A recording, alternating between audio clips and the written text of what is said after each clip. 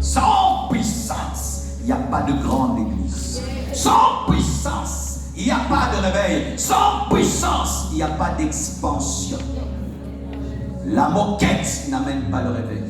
La climatisation n'amène pas le réveil. Un grand parking n'amène pas le réveil. Il faut la puissance. Je ne connais pas les conditions dans lesquelles il priait dans la chambre haute. Mais lorsque je suis allé en Israël, on m'a montré une chambre haute. Vous savez, ces chambres étaient chauffées par quoi? Par les excréments et les animaux. On mettait sous la chambre des animaux et la chaleur de leur corps et de leur excréments chauffait la chambre haute. Ça puait. Mais de là est sorti un feu qui a bouleversé l'humanité. Les chrétiens veulent le confort et le confort, ce n'est pas ça qui sauve l'humanité. Il faut la puissance. Devant la maladie, tu ne vas pas présenter la climatisation du temple. La puissance.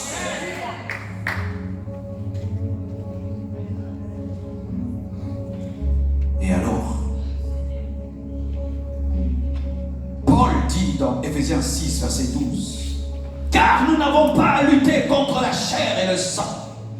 Nous n'avons pas à lutter contre les hommes, contre les pasteurs, contre notre église. La distraction des églises. Vous battez contre une église. Oh, comme la compassion est venue, il faut qu'on s'oppose à elle. Non!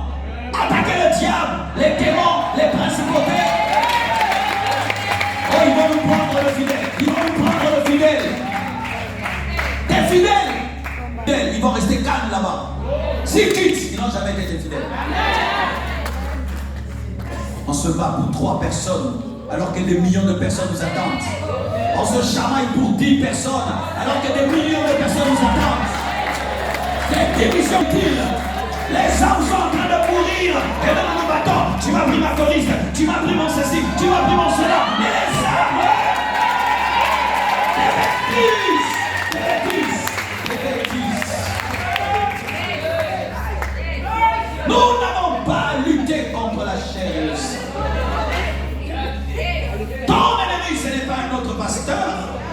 Ton ennemi, c'est Satan.